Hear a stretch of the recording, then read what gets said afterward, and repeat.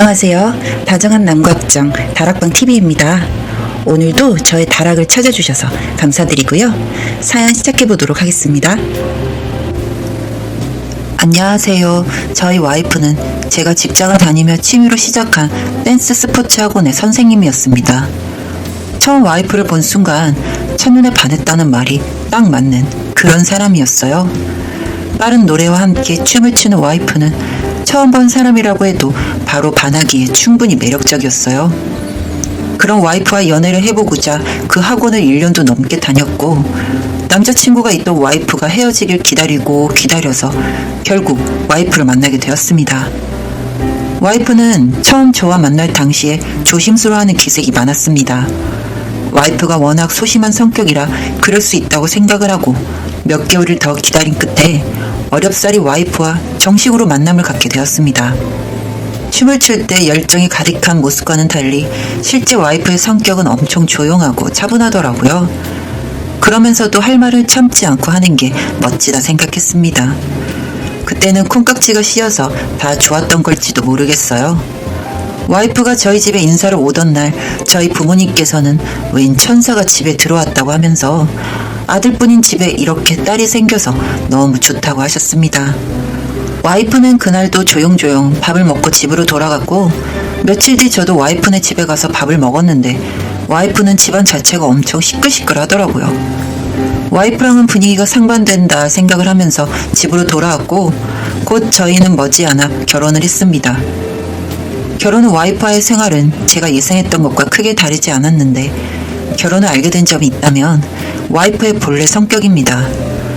결혼 전 술을 좋아하지 않는다는 와이프의 말에 따라 억지로 술을 권하거나 같이 술을 먹는 일이 드물었는데, 결혼을 하고 나니 집에서 와이프가 혼술을 자주 하더라고요. 저는 원래 술을 좋아하는 사람이라 집에서 종종 술을 먹었는데 와이프도 함께 먹으니 더 기분이 좋더라고요. 그렇게 한두 번 같이 술을 마셨을 때는 몰랐는데 와이프가 술만 먹었다 하면 흥이 넘쳤습니다. 그 순간 와이프 집에 갔을 때를 생각하면서 흥이 많은 게 집안 내력인가 생각을 하고 귀엽게 보고 있는데, 술을 자주 먹다 보니 와이프의 주사도 자주 보게 되었는데 이게 날이 갈수록 심해진다는 느낌을 받을 때가 있었습니다.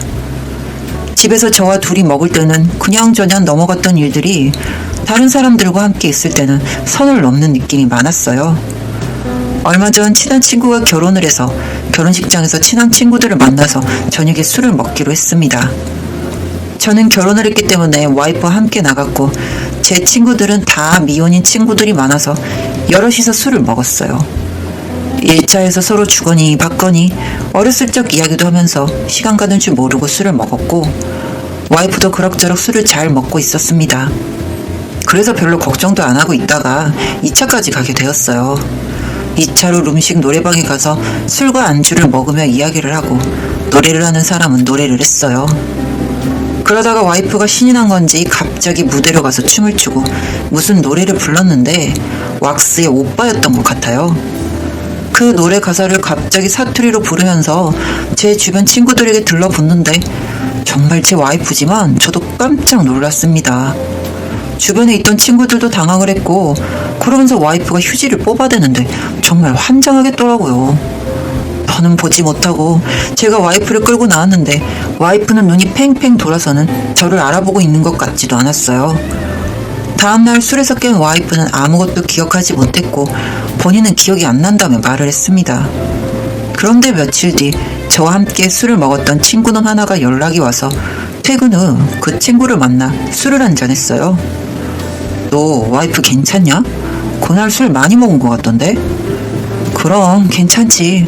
흥 많은 건 알았는데 나도 좀 놀랐다. 근데 너네 와이프 혹시 오빠 다녀? 뭔 소리야, 말이 되는 소리를 해. 야, 너 신혼인 거 아는데 걱정돼서 그래. 뭐가? 너 그렇게 가고 나서 어떤 늙은 아저씨가 니네 와이프를 알아보더라? 아, 뭔 말이야. 그 아저씨가 누군데? 뭐라더라. 전현저가 뻗어서 나가는 건 똑같네. 그런 말? 그냥 흘리면 되는데 나도 성격이. 그 말을 채 다 듣지도 않고 저는 집으로 돌아갔습니다. 술을 먹으면 흥이 많아지는 건 사실이지만 그렇다고 주점에 다니는 그런 여자로 표현되는 게 너무 기분이 나빴어요. 그리고 얼마 지나지 않아 제 몸에서 이상 신호가 발견되었습니다. 자꾸 성기 쪽이 가렵고 따갑고 뜨거운 그런 현상이 있어서 결국 일을 하다가 점심시간에 비뇨기과를 찾아갔는데 거기서 하는 말이 저더러 성병에 걸렸다는 겁니다. 그래서 제가 혹시 속옷이 좀 작아서 그런다거나 그런 거 아닐까요? 하고 여쭤봤더니 이건 핑퐁 감염이라고 하면서 사람이 사람한테 옮길 수 있는 성병이라고 했습니다. 그러면서 하는 말이 혹시 여자친구분이나 와이프가 있으면 꼭 같이 치료를 받아야 한다고, 혼자 나아도 파트너가 성병 치료가 안 되면 계속 걸린다고 하더라고요. 집에 가는 길에 곰곰이 생각을 해보니 참 이상했습니다. 저는 당연히 와이프 이외의 사람과 성관계를 한 적도 없기도 한데 그동안 만날 때는 괜찮다가 갑자기 최근에서야 이런 증상이 나타났다는 게요. 그래서 그날 저녁 와이프에게 이야기를 했더니 본인은 안 간지럽다면서 절 의심하길래 찝찝한 마음은 있었지만 저녁으로 병원에서 치료를 받았어요. 그리고 얼마 뒤 저희 회사의 직원 한 명이 퇴사를 하게 되어서 송별회 겸 회식을 하고 있었고 와이프는 그날 1박 2일짜리 세미나가 있었습니다. 하는 일이 댄스 강사라서 그런지 서울, 대구, 부산 등등 세미나가 자주 있었거든요. 그래서 와이프와 통화를 하고 고깃집에서 술을 먹고 밖으로 나와서 2차를 가기 위해서 거리를 걷고 있었는데 낯익은 사람이 젊은 사람들이랑 어울려서 웃고 있었습니다. 짙은 화장에 평소와 다른 옷차림이었지만 저는 그게 와이프라는 걸 알고 있었어요. 와이프는 그 젊은 남자들과 함께 술집으로 들어갔고 그 모습을 보니 술이 확 깨서 저는 몰래 와이프가 술을 먹고 있는 곳으로 따라 들어갔습니다. 누나 정말 이래도 돼? 괜찮아, 오늘 신랑 회식. 결혼하면 누나도 일 접을 줄 알았는데 완전 의외야. 뭐래니? 내가 어디 돈 때문에 이거 일하니? 그렇게 2시간 정도 술을 먹고 한껏 취한 와이프는 낯선 남자에게 어깨동무를 하고는 모텔로 들어가고 있었습니다. 그 모습을 멀리서 카메라로 찍었어요. 혹시 발뺌할까 봐서. 그리고 와이프에게 전화를 하니 역시나 받지 않았고 곧 문자가 왔습니다. 교육이 길어졌네. 나 지금 언니들이랑 회식 가는 중. 연락 힘들어요. 그 자리에 앉아서 동이 틀 때까지 담배를 얼마나 피운지 모르겠어요.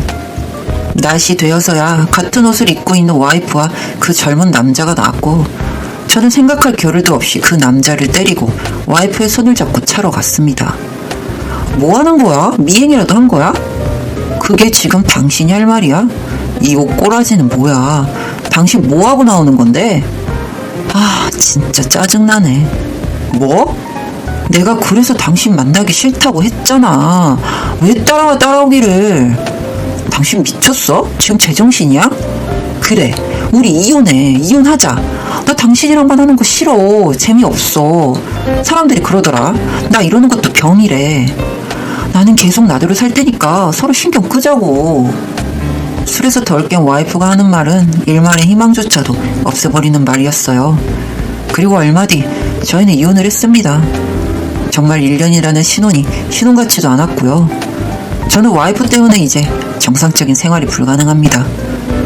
1년이라는 시간 동안 성병을 비롯해서 배신과 경멸 어린 시선까지.